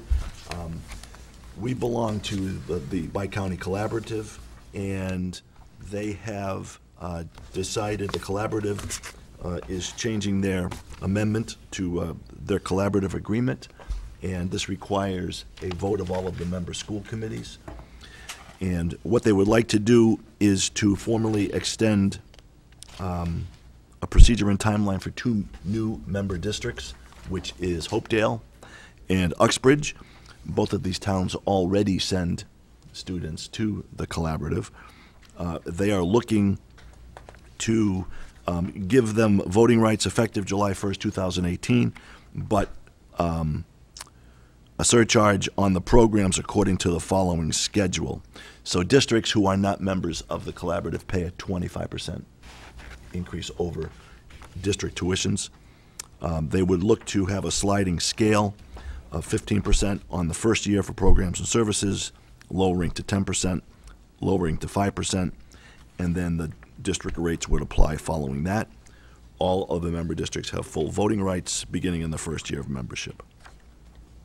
So this is simply a vote by the committee to approve of this amendment to the collaborative agreement to allow for 2 new members, and I would recommend and endorse this for a yes vote. Okay. Would somebody like to move accepting the new proposal by the Bi-County Collaborative? And adding those 2 schools? I move to approve So, it. Okay. so moved, yeah. Moved by Georgette, seconded by Tammy. Any discussion? This, I assume, is not a direct impact to us in any, None at all, Yeah, none whatsoever. Question on page, well, it's the 3rd page, but it's labeled as page 1. The 2 in red, is that because they're new? Yes, those are the 2, those are that's the 2 change. They're adding. Yeah. Yep. Yeah, those were the 2 additional districts. And then that's 11, page 11 as well. Right. Correct. So it's really to amend the collaborative agreement simply to allow 2 new schools to join, 2 new districts to join, Uxbridge and Hopedale. Any other questions? There's a motion on the floor by Georgette, seconded by Tammy, to accept the proposed agreement for the Bi-County Educational Collaborative. All those in favor? Aye. Aye. Opposed? Okay, so go. Thank you very much. And now to the MCAS reports. Oh, my God. As you heard from the principals and from Dr. Haughey a little more at length, there is a new assessment as of spring 2017. And in your packet, you'll see the Department of Ed's slides explaining the new assessment, as well as a letter which will go home tomorrow to all families of students who have taken the test last spring. And so this is the third new test, or the third different test in the last 3 years. So we went from legacy MCAS to PARCC, and then to what is now being called the next generation of MCAS. And this came about for a couple of reasons. One, MCAS, the legacy MCAS debuted in 1998. And in 1998, there was much upheaval about that assessment, followed in 2001 by No Child Left Behind, followed by the Race to the Top, and the successive federal policy around what governs public schools in our country. Elementary and Secondary Education Act of 1965, now known as ESSA instead of ESEA. And this is a federal requirement that that all states must test grades 3 through 8 and a competency determination. That's a federal requirement that we must adhere to. We also must track according to the basic 3 main subgroups. And so the states have latitude and leeway to develop their own assessments that will then be approved by the federal government and the Department of Ed. And so Massachusetts went through the process, and our ESSA program was finally approved by the Department of Ed, and it includes this next generation MCAS, which was first given this past spring to grades 3 through 8. It is primarily because a large majority of our students under the legacy MCAS system were still forced to take remedial courses when they arrived in college and at higher ed. Mm-hmm. And this is, it seems counterintuitive to a state who consistently performs at the top by all measures of assessments, whether it's NEEP or TIMS. We continue to outperform almost every other state and country. However, we still weren't providing the proper assessments to make sure that we measured what our students needed to know. So what you see in front of us here is a brief explanation of what is the next generation MCAS. Obviously, we know that the legacy MCAS placed a premium on reading, remembering, and being able to recall.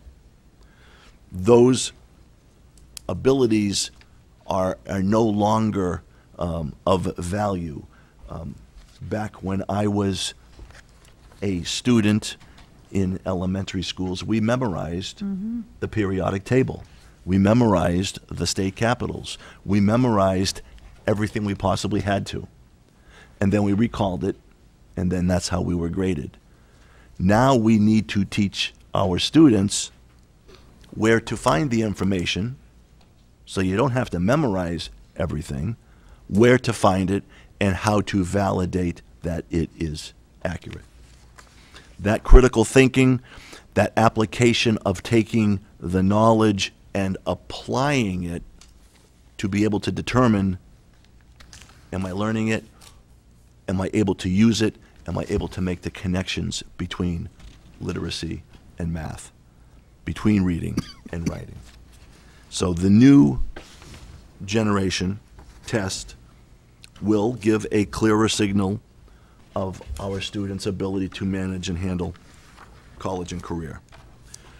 Not only did we change the test entirely, and it is a far more rigorous test, we also changed the raw scores, we changed how we take it, we changed everything that we possibly could, we being the state. We are now, in the next 2 years, needing to move all of the testing to computer-based testing. So we've been gradually moving in that direction. This past year, 3, 4, 6, and 7, 3, 4, 7, and 8 were computer-based. We are now moving and have the technology to allow that, so that we should be prepared. I know Mr. Bozan will be joining us on the 9th to back this statement up, but we should be prepared to deliver all of our testing for 2019, which is the state requirement, as to be computer-based testing. There is also a crosswalk, a matching that has to take place between paper testing and computer-based testing, because a lot of the tools in a computer-based test you don't have access to in the paper-based testing. So that has to be figured into the scales and the raw score and the medians and the means and all of the mathematics that gives us where we are going here. So spring 17 was the first time we gave the next generation test in grades 3 through 8. We still gave the legacy test in 5-8 science and in math, and in grade 10, English, math, and science. That will continue next year as well. So spring of 18, grades 5, 8, and 10 science, and ELA math grade 10 will still be the legacy format. So in this past spring, 60% of all students in grades 3 through 8 took the test in a computer-based format. We are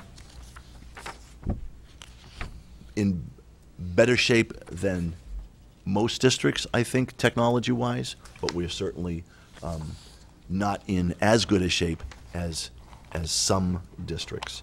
But we should be okay. And again, I leave that to Mr. Bozan to delineate in the future.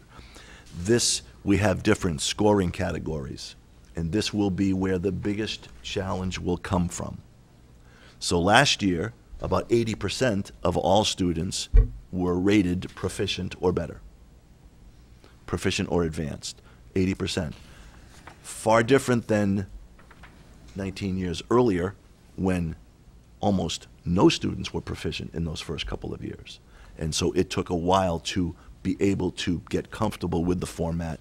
And as students became more familiar with the test, as teachers understood the curriculum changes, we then showed the increase in the scores. This year, it is no longer advanced proficient, needs improvement, or warning. Rather, it is exceeds expectations, meets expectations, partially meets expectations, or not meeting expectations. Some may say, well, this is simply semantics, but I think if you read into it, it really tries to show student readiness for grade level and moving forward. So only about half of the students in this past cycle scored at a meets expectations or better. So there are going to be roughly 30% of students who last year were ranked proficient or better, who this year are going to be ranked partially meets expectations. That becomes a challenge to explain to parents as well as students what that means. You didn't totally forget everything you knew last spring when you were proficient, and you ended up not meeting or only partially meeting the expectations this year, which is why the Department of Ed is not counting these scores. There is no penalty, There is no dollar values in punitive damages. These scores simply do not matter in the fact that they can't be compared to anything else. They serve as the baseline moving forward for the cut scores, for the median, for the raw scores, just as back in 1998, it seems like we're replaying Groundhog Day all over again, but that's where, in fact, we are. However, the test, by all measures, is a far better assessment. It's far more accurate. It delivers the right rigor so students have the ability to manage their college and career as they go forward now. So, we cannot compare them to previous scores, and nor should we. As you can see on the achievement levels, this is, again, work in progress, and one that I would encourage students to take charge of your learning and to find out where and why you scored what you did. And as we'll see, there's a rather lengthy breakdown of how you could do that. And certainly for parents to meet with teachers and principals to look at that. So we have new cut scores. So back in the legacy MCAS, everyone knew that it was a 200 to 280 scoring range. Now it's 440 to 560, with 500 being meeting expectations. So you will be getting, as parents, you'll be getting in the report that will be mailed out, I believe, everywhere tomorrow, across the state. I think almost everyone is doing it tomorrow. So you'll have the breakdown, points earned. There's a lot of questions that parents will have when they go through the packet. I simply would urge everyone to read and reread the letter from the commissioner, the acting commissioner. The big measurement that really will not change is the participation rate. That still will drive accountability status. That will still be a problem if districts fall below the 90% participation rate.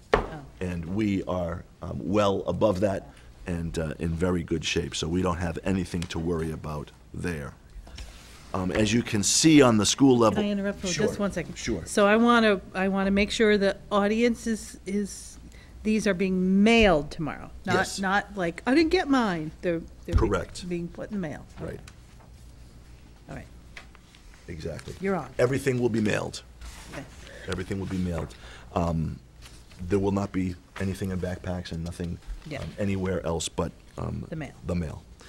So as you look at the results and how all of the mean and the standard deviation and the norms and all of the math, it comes in that 500 is the median that will 500 and above will put students in a fair level of score.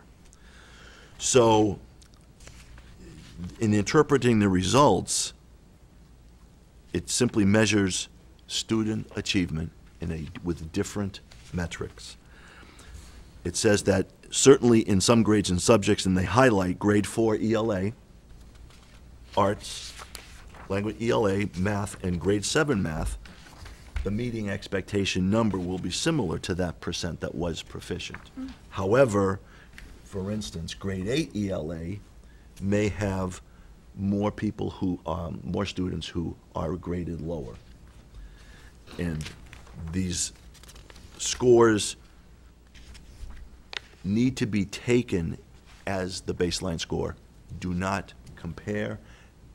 Take them for what they are saying and then move forward. The DESE certainly knows that there are non-academic barriers, and as our public school population changes across the state and across the country, there are more and more students who are at risk or need support. And that's what I think the department certainly has been working on over the last couple of years, around social emotional behavioral health, around the number of students who are homeless and who have other challenges both in school and outside of school.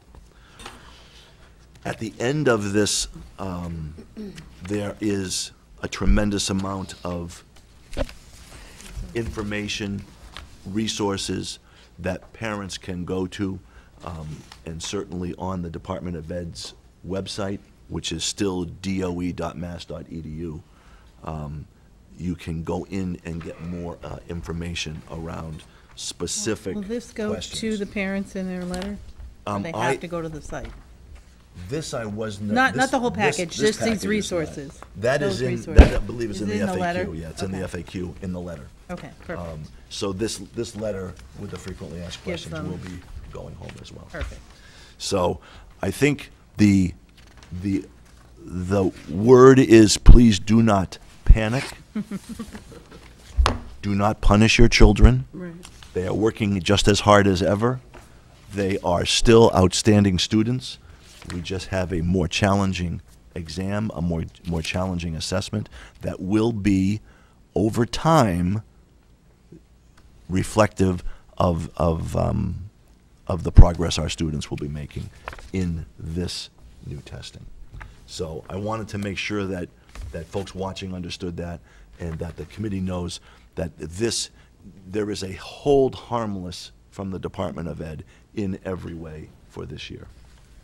Will we see the school results as we've got these, Yes, as a matter of fact, we are just digesting Okay. them now. Okay. I know in years past, the leadership team has come in Right, that presented first it, meeting in yep. December and presented the results.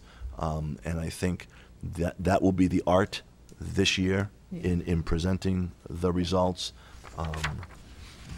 which are still results. right, yeah, But, and we The do, baseline. and we do need to discuss them. Right. And we do also need to hear how we are moving move from there. forward. Yep. From there. Yep. And that, I think we could absolutely. put on that first December meeting. Great, that would be great. Yes. Do we have any data based on where they really did stand compared to last year?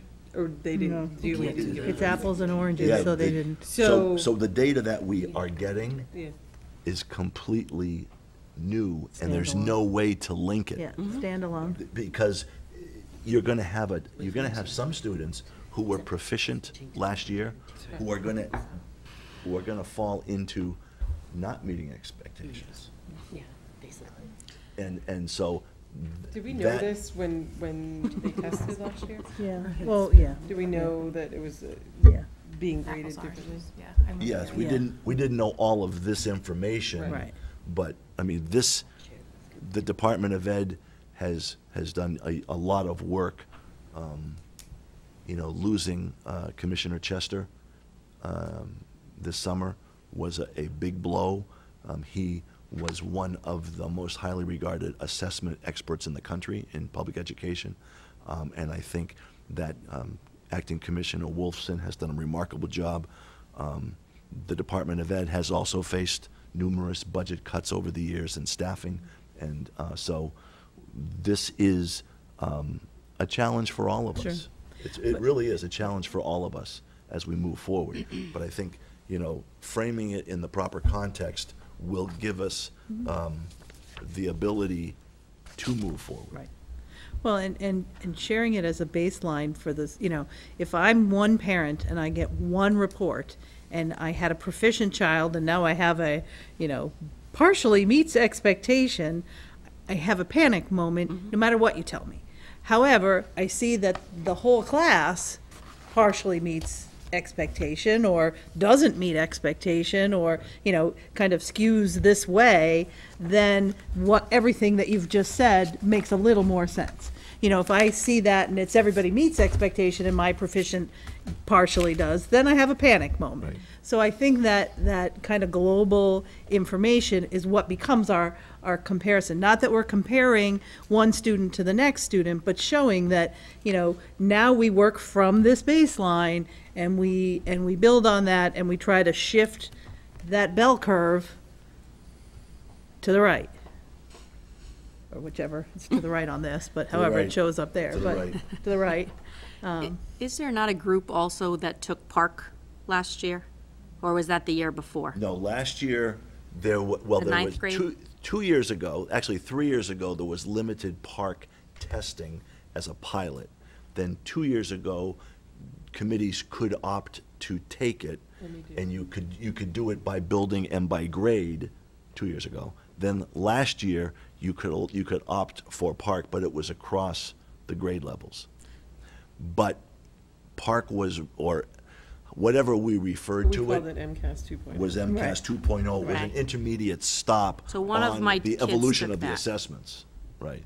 Was it the ninth grade last year that took it?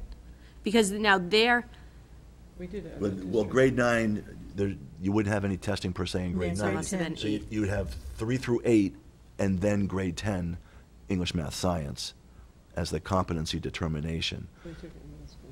So the committee voted took it. for last year, I believe, if my memory serves, that we were going to do PARCC, PARCC, correct, we did PARCC. which was a different test, also more challenging, yes, We did that but not statewide. of the scope that Middle school. next generation. But our results, is. they're calling next generation.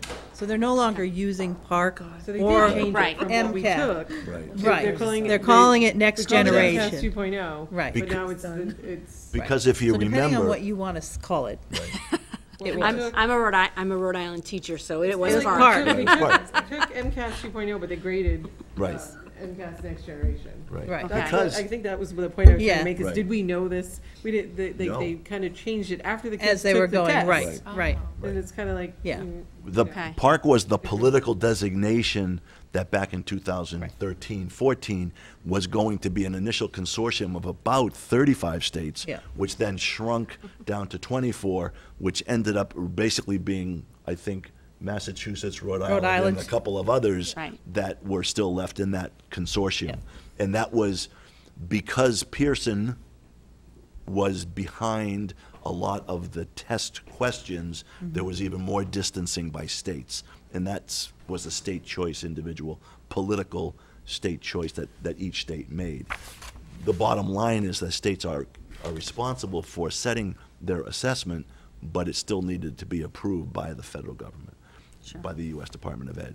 So they've decided on a name, and there's only 2 left. So it's Legacy MCAS, which is the old ways and the old days that only will be around for another year. Because in 19, everybody will be on the next generation MCAS, which is this first test in spring of 17. Okay, There's nothing easy about this. okay. In explaining it, understanding it, going forward with it, it really is. They did, changed it they in the middle did. of the My game. other question, and I Exactly. don't, which graduating class is going to be most impacted by the next generation Yeah. requirements? When are they going to put it into the grade 10? I think that, well, this is a very And does loaded this- answer to a And does loaded this, question. I mean, does this 10th grade class, they This get off the current- hook? Or are they now on the No. hook They're for still next year? taking- The first class that will be bearing the fruits of the labor, or the brunt of the change, would be the class of the, in spring of 19, the sophomores. So that would be class of 2021. That would be the first class, because that's the first test window that You is. safe? No. So that is the first test window that is all computer-based, and the first test window that is all But, next but generation. they would have Has gotten had it 2 years of in practice. 8th grade. Right. And what are we doing for them this year? Well, they didn't get it. Ninth in grade eighth doesn't. Ninth grade, grade, they're not gonna right, take 2 it. years. So they only have. No, year. last year. Okay, Last last Last year's 10th grade take. No, last year's Last 10th year grade took took the legacy. legacy. They did take legacy. Yes. And this year's And this 10th year, grade will they take legacy. Legacy as well. But this year's 9th graders will take next generation next year, but they they take took nothing it, this Right. they took it in 8th grade, because that's what we gave them in 8th grade. But they're taking nothing. Correct. Right, Because my kid's a little. right. Take a vacation. But it will all, Yeah, no, it's all. it will all work itself out. It's going to take a couple of years because you're moving everybody off of paper onto computer. There are still many districts across the state that are not set up to even do that computer-based testing. And then you're moving everybody onto the more rigorous test. So it is going to be patience and some a lot of challenge to make sure that we keep everything framed in the proper manner. Thank you. And I think that's everything I have. Okay. I had something for my school committee forum, and it's Can you go back to the warrants? past me. What? Can you go back to the warrant? Oh, we do. Yes, thank you. You're welcome. Thank you. Did you find the? I was thinking that too. I don't want to leave that one. What do you need? This is, I- I Do you want to read it? don't know what. Oops, sorry. The Ann. amount totaled up to Okay. 294. So we have voucher number 1935, and we would like to pull 5 items from it. Totaling? Totaling $294.99. So we would be approving $44,119.14. And did you star the ones that were? You guys have a I copy? wrote it. Page down there. Oh, we wrote the the page page. numbers, okay. And then, yeah. we'll you have- research that Yep. and get an Um, answer tomorrow. So, is there a motion to approve with the exception of the 5 items in Changing question? the number, we should probably make a motion with that, 44,000. And approving, okay. So how about I will entertain a motion to approve voucher number 1935 at the reduced rate of $44,119.14 with the exclusion of 5 items totaling $294.99. Is there a motion? It's moved by Aaron, is there a second? Second. Seconded by Karen. I was looking that way. Any discussion? Everybody kind of gets what we're doing? We took 5 items out. We have a question? And we'll Okay. research that Yep. and get And an if they answer to are- the. And if Yeah. that's, If it it's, turns out, just put them in the next warrant, yeah, so we can approve. Yep. Yeah. Identify them and let you know what they are. yeah, Okay. perfect. Will do. Okay. Will do. Any other questions? All those in favor? Aye. Opposed? Okay, Jane, we're I good didn't there. sign Thank it. you. Alan, I didn't I sign didn't sign it. it either. Oh, Yeah, because we weren't sure what we were doing. I got it. okay. No. Okay. Georgette, you got anything for the good and welfare of the body? No. Karen? Jack? I'd like to go back to Ms. LaPlante. It just sounds to me like we need to communicate between Marks and her and set up a start date for transportation that can continue throughout the year. It sounds like it needs to be a call that either she makes to the company or we make and communicate, facilitate to her. Okay, I'm not sure we provide, Are we paying for it? no, the town. So it's not our, But I ahead. would volunteer. okay. Yeah, I was gonna ask if you would just please Volunteer make that call. That I would do, I think Mrs. LaPlante gave me a little credit that 2 weeks ago, we thought we had answered every possible question. I will volunteer to follow up with the transportation company and with Mrs. LaPlante tomorrow, and hopefully, we are good to go. But we do have transportation for her. Yes. And It's we all set do, up. Blackstone does. and It's we, all and the set up town in of, yeah, and the contract. town of Blackstone is prepared to pay for it. Yep. Exactly. So all we need is a facilitation coordination, and that's awesome that he's I willing to will do it. volunteer to do it. That is all I have for good, or for my. Do we do that for all forum. of the school, other tech schools, like the U? So for any other public school that our students do go to, whether it be Tri-County or Norfolk Agricultural, I have to sign to approve to allow them to attend, and then the town picks up the transportation. It's still part of the general education total budget, but it's outside of our operating budget. Just as BBT is, and Correct. Tri-County and Right. Norfolk. Yes, The town also pays the tuition Correct. for that Yes. school. yes. And more common for us is Tri-County and Norfolk Norfolk Agriculture. Aggie. Yes. And are we ever involved in those transportation conversations or arrangements? Those have always been fairly smooth. Because they're in But- place and continuous. Right. This is So, But- a new venture. have we and- not ever sent anyone to Keep Tech before? and No, No. this is, I believe, in my research, this is the first time we've sent two So students. Millville also has a student this Yes. year. Who is Millville paying be- for? yes. Yeah, it's Yeah. a split They're contract. sharing the contract. Millville and Blackstone are sharing the burden of And that other But that child child was has already a- being transported Yes. since day one. Because this parent questioned the provider from the Yeah. get-go. So there was something in place. There was, Could be there. to my Yeah, I think understanding. you do. Sorry. Okay. Aaron? Sure. I was just wondering if we had any follow-up information on our 8th grade field trip. Oh, that's right. The questions we left. I do not, I apologize, I do not have any follow-up. I can get that Thank you. for the committee. I'd just also like to say good luck to our marching band this weekend. Yeah. And our football team, because they are doing immensely well. I know we didn't get our student updates, but I know football is 5-2, am I wrong? Am I 5-2. guessing? 5-2. 5-2. Most recent newsletter that you Yes. guys 5-2. got. It is, and I just didn't know if that included last Saturday. read it. And 5-2. our band is. New Britain. 5-0. This weekend? So I guess the first week didn't count, and Oh. then one week we were scored, but it didn't, Oh. we didn't place anywhere. So I would hate to say 5-0, I don't want to jinx them. They are coming in first place every week. Their show is incredible. When I walked into Southington this weekend, I had one of my children with me because she had a boot on and she wasn't able to perform, but she wanted to leave an airgram for the band. So she was filling it out, and the parents that were manning that table said, "Oh, BMR, aren't you the show with the boats?"